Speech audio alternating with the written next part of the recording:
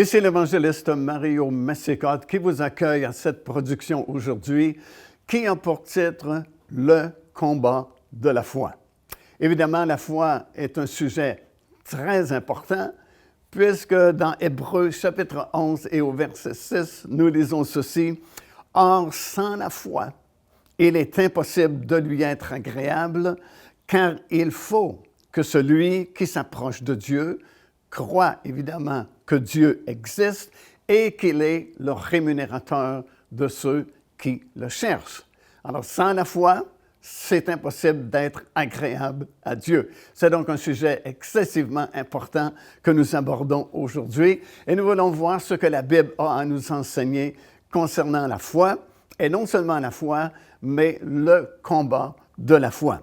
Dans la première épître de Jean, c'est dans le 5e chapitre et au 4e verset, nous lisons ceci. « Parce que tout ce qui est né de Dieu a triomphé du monde, et la victoire qui triomphe du monde, c'est notre foi. » Lorsque nous avons accepté le Seigneur, il y a très longtemps maintenant, dans une église évangélique, quelques mois après notre conversion, le pasteur nous a dit un dimanche matin que le Saint-Esprit lui avait parlé sur ce verset-là, justement, de la parole du Seigneur. Et il avait ajouté qu'il y avait tellement de matériel qu'il voulait partager avec nous que probablement qu'il n'aurait pas le temps de terminer son message ce dimanche matin-là, mais qu'il était pour continuer la semaine prochaine. Mais en réalité, il a passé de nombreuses semaines, je pense quelques mois même, à prêcher différents messages uniquement fondés sur ce passage-là de l'Écriture. Tout ce qui est né de Dieu triomphe du monde, et la victoire qui triomphe du monde, c'est notre foi. Et à chaque fois qu'il apportait un nouveau message sur le même thème, c'était toujours quelque chose de nouveau, comme une nouvelle révélation qu'il nous apportait. Alors, ça veut dire que la Bible a beaucoup à nous dire concernant la foi. Et comme nous venons de le constater, c'est un message très important. C'est absolument nécessaire d'avoir cette foi-là pour s'approcher de Dieu et connaître le Seigneur. C'est tellement important que c'est par ce verset-là que nous trouvons dans l'Épître de Paul aux Romains, dans le premier chapitre au verset 17, qui dit ceci, « Le juste vivra par la foi ». Eh bien, c'est par ce verset-là que Dieu, il y a très longtemps maintenant, a ramené son Église qui s'était alors éloignée de la simplicité du message évangélique, tellement éloignée qu'on ne prêchait presque plus le salut par grâce.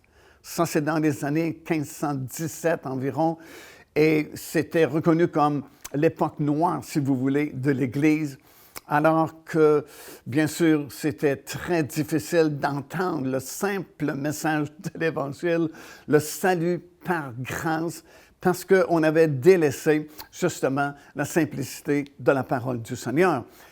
Et bien sûr, si l'Église à cette époque-là était rendue à ne même plus prêcher le salut par grâce, ben ça faisait longtemps qu'on ne prêchait plus les autres doctrines importantes non plus, comme le baptême du Saint-Esprit, comme la repentance, comme la guérison, comme la délivrance, puisqu'on en était rendu à ne même plus prêcher le salut par grâce. Et à cette époque-là, quand même, plusieurs personnes ont commencé à s'élever contre les enseignements qui étaient donnés par l'Église de Rome.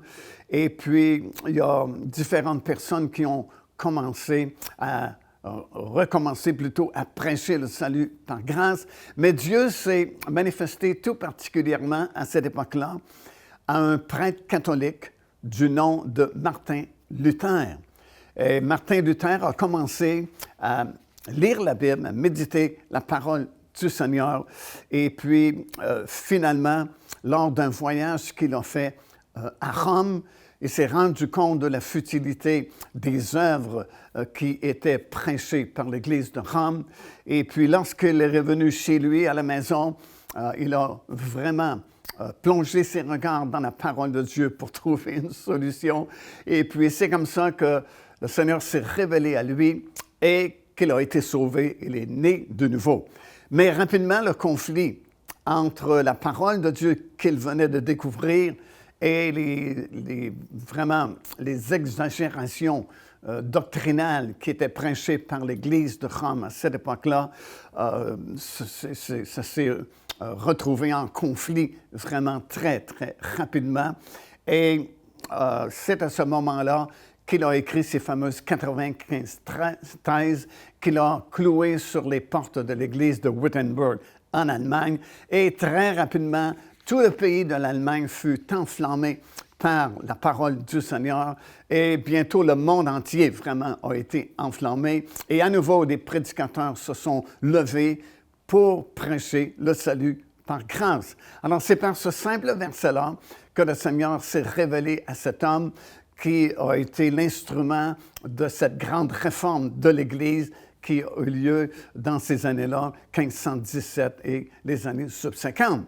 Alors on voit que la foi, c'est quelque chose de fondamental, c'est quelque chose d'excessivement important, puisque comme nous venons de le lire, on ne peut pas vraiment s'approcher de Dieu par aucun autre moyen que la foi. Qu'est-ce que c'est vraiment la foi? Bien, on a la définition dans la parole du Seigneur qui se trouve dans l'Épître aux Hébreux.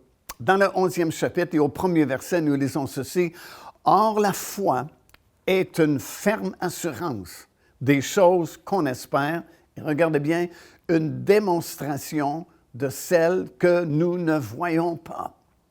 Autrement dit, la vraie foi, comme je vais vous expliquer dans quelques instants, la Bible l'appelle la foi du cœur, n'a pas besoin de voir, parce que la foi elle-même, c'est la démonstration des choses qu'on ne voit pas. C'est une ferme assurance de ces choses-là que nous espérons et une démonstration de celles qu'on ne voit pas. C'est tellement important que nous ne pouvons même pas être sauvés sans exercer cette foi-là. Paul a enseigné dans son épître, sa lettre aux Éphésiens, à l'Église d'Éphèse, dans le 2e chapitre et au verset 8, un passage vraiment très important, un passage fondamental, vraiment très simple, mais très puissant, alors qu'il a dit ceci, « C'est par grâce que vous êtes sauvés par le moyen de la foi. » Alors, ce n'est pas compliqué.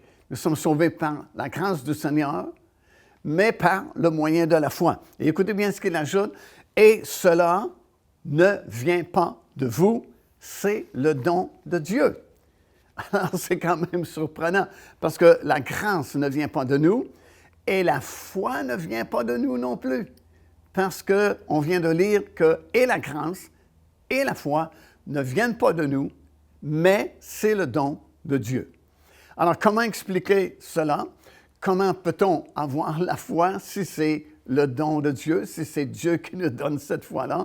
Comment fait-on pour recevoir cette foi-là qui nous permet de croire en Dieu et d'accepter la grâce que Dieu veut nous faire par le Seigneur Jésus-Christ?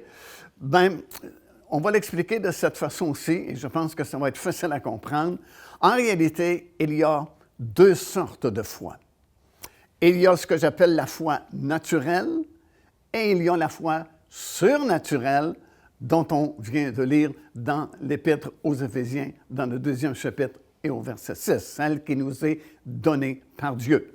Alors, je dis, tout être humain possède ce que j'appelle la foi naturelle. Cette foi-là, elle est basée sur les 5 sens, le toucher, le goûter, la vue, et ainsi de suite. Comme souvent, les gens nous disent, montre-nous, prouve-le-nous, puis nous allons croire. Ou les gens disent, fais un miracle, et nous allons croire. On veut voir, on veut toucher. Si je peux comprendre, si je peux toucher, si je peux voir ce que tu me dis, si je peux l'analyser et le comprendre, je vais croire. Ça, c'est la foi naturelle que tout être humain possède en venant au monde. Même lorsque Jésus a été cloué sur la croix de Golgotha, il y avait les principaux sacrificateurs qui étaient là et qui se moquaient un peu de lui, disant ceci, ça c'est dans Matthieu chapitre 27 et le verset 42, « Il a sauvé les autres et il ne peut se sauver lui-même.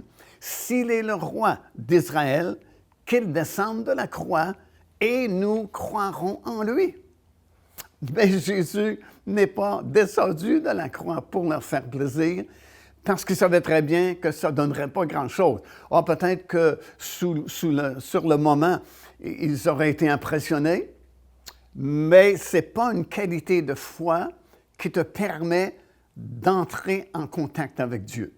Ce n'est pas une qualité de foi, c'est juste la foi naturelle fondée sur les 5 sens et ça ne va pas plus loin que le domaine humain, le domaine charnel. Quelle est donc cette foi-là surnaturelle? La foi surnaturelle, c'est celle qui nous est transmise au moment où nous acceptons le Seigneur Jésus-Christ comme notre Sauveur, comme notre Seigneur. Et ça, c'est dans l'épître plutôt de Jude, au verset 3. Écoutez bien, ça dit ceci. « Bien-aimés, comme je désirais vivement vous écrire au sujet de notre salut commun, je me suis senti obligé de le faire afin de vous exhorter à combattre pour la foi, et regardez bien ce qui est écrit, qui a été transmise aux saints une fois pour toutes. » Alors, la foi du cœur ou la foi surnaturelle nous est transmise à notre esprit dès l'instant où nous nous repentons et nous acceptons le Seigneur Jésus-Christ comme notre Seigneur et Sauveur de notre vie. Il n'y a pas d'autre façon, il n'y a pas d'autre moyen d'avoir cette foi-là.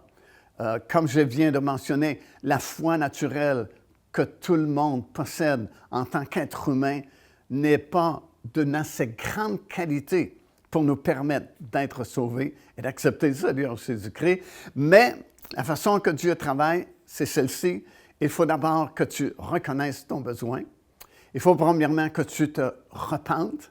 Et en te repentant, il y a un miracle qui se produit. En fait, il y a toute une série de miracles qui va se produire à ce moment-là. Mais le premier miracle vraiment qui va se produire, c'est que Dieu va te transmettre à ton esprit cette foi-là que la Bible appelle la foi du cœur, la foi d'une tellement grande qualité qu'elle te permet de croire sans voir. Elle te permet de croire sans comprendre.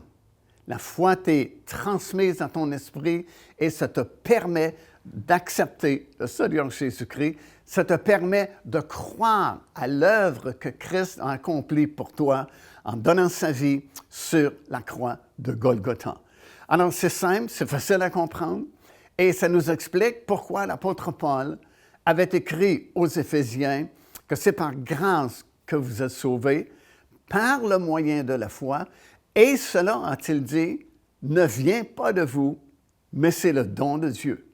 La grâce, c'est le don de Dieu, et cette qualité de foi-là, cette foi-là surnaturelle, comme je l'appelle, c'est également le don de Dieu, et il donne cette foi-là à chaque personne, chaque individu qui reconnaît son besoin, qui se repent de ses péchés, repent de son ancienne vie, et par la foi qui est transmise à son esprit à ce moment-là, bien, ça vous permet d'être sauvé, de recevoir cette grande puissance-là qu'on appelle la foi du cœur, qui nous permet vraiment, comme j'ai mentionné, de croire sans voir et de croire sans comprendre. Alors, c'est facile, c'est simple, c'est ce que la Bible nous enseigne, la foi du cœur qui nous permet d'être sauvés. Devenez partenaire avec le ministère par votre soutien financier et aidez-nous à planter le flambeau de l'Évangile à travers le monde entier. Vous recevrez un enseignement vidéo à tous les mois de la part de l'évangéliste Mario Massicotte, ainsi que notre bulletin de nouvelles prophétiques, incluant des enseignements bibliques, des nouvelles du ministère et des commentaires sur les actualités prophétiques. Débutez maintenant en visitant paindevie.org ou en nous écrivant par courriel à info@paindevie.org. Alors, de cette façon, Dieu est juste envers tout le monde.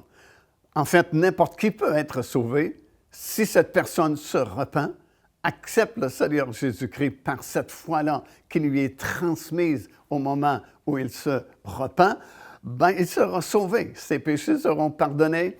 Il deviendra, comme la Bible dit, une nouvelle créature en Jésus-Christ. Et encore une fois, Dieu est juste envers tout le monde parce que tout le monde peut se repentir si cette personne le désire. C'est vraiment comme ça que ça fonctionne. La parole de Dieu nous est donnée, elle est prêchée, elle est annoncée. Et le Saint-Esprit, c'est lui qui crée une conviction dans le cœur de la personne qui entend la prédication. C'est le même processus, si vous voulez, si vous témoignez à une personne. Le Saint-Esprit est toujours là. Il est fidèle à son ministère.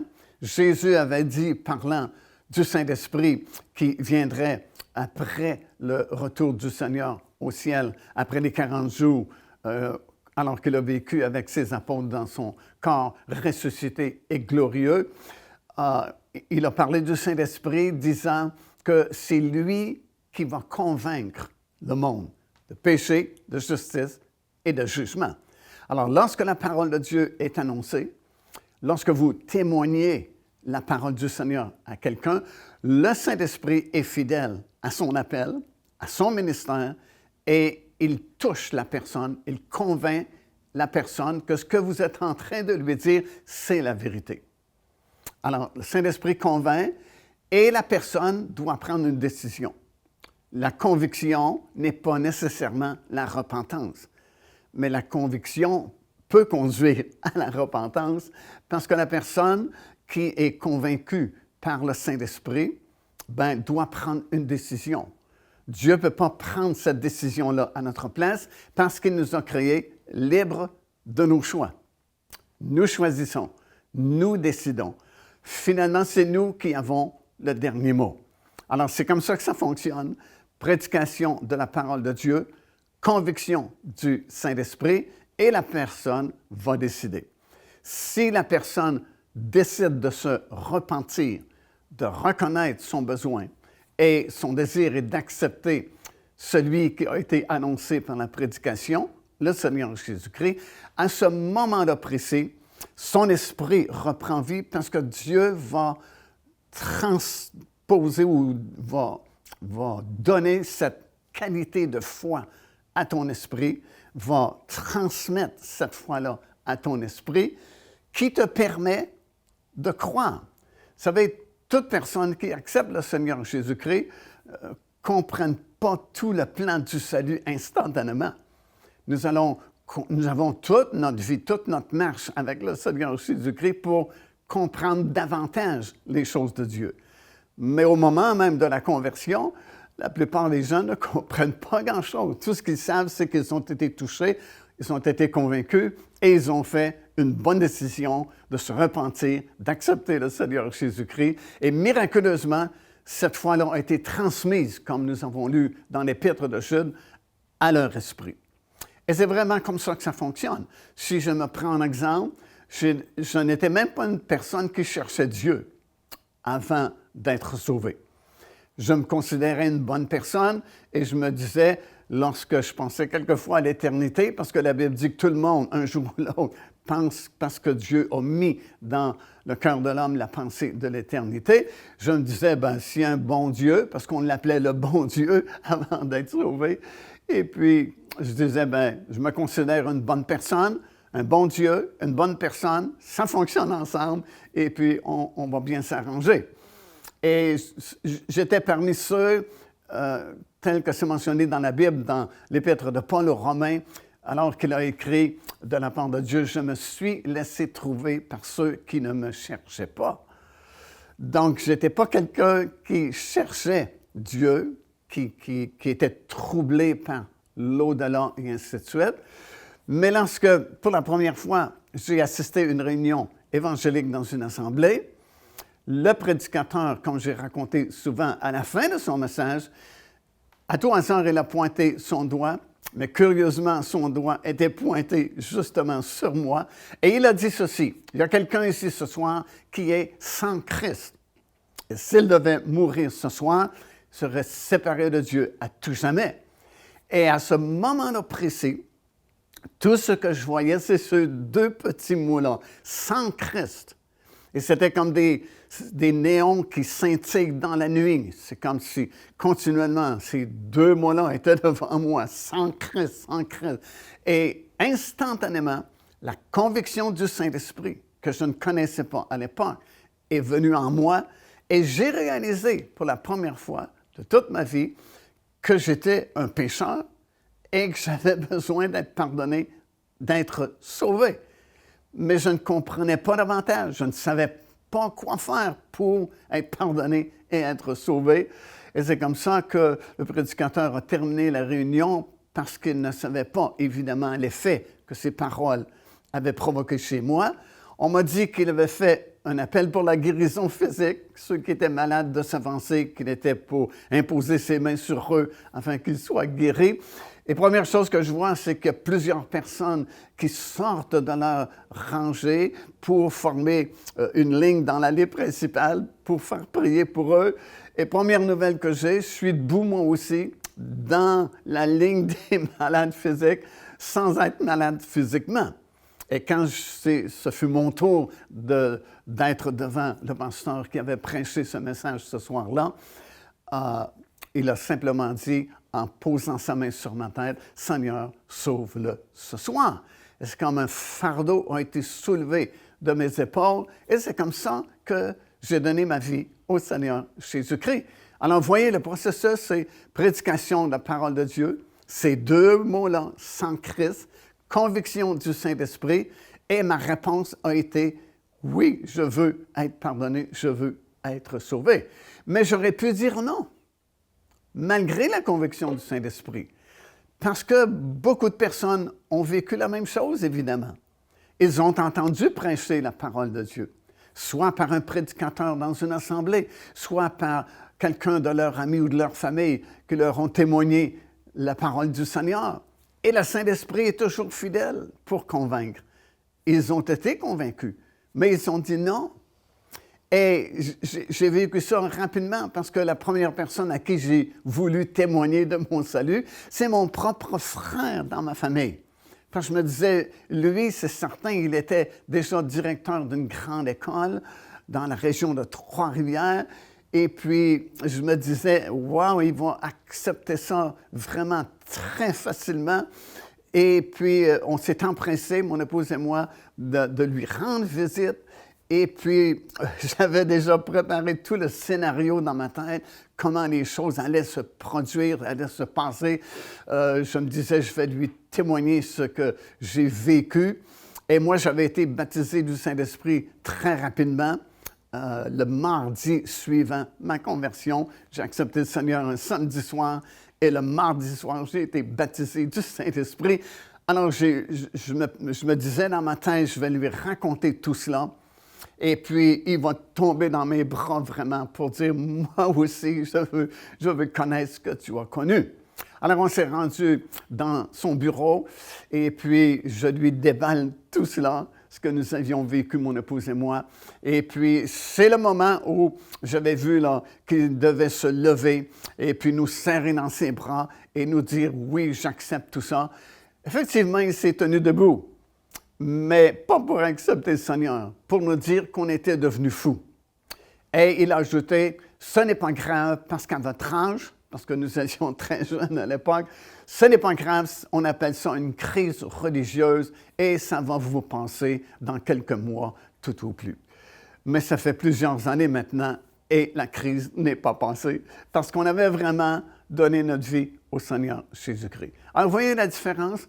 Moi, j'ai vécu la conviction du Saint-Esprit et ma décision a été oui, je veux me repentir, je veux accepter le Seigneur.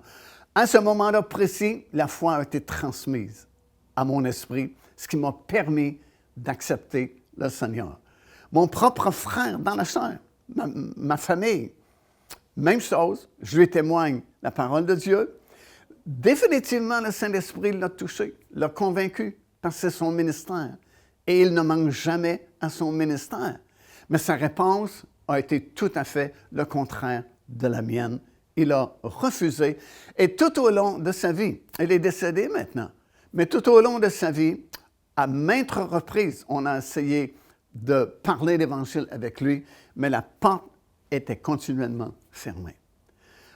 Mais écoutez, j'ai vu d'autres personnes, j'ai vu même une religieuse qui était à la retraite, qui faisait des bonnes œuvres dans un certain quartier de la ville de Montréal.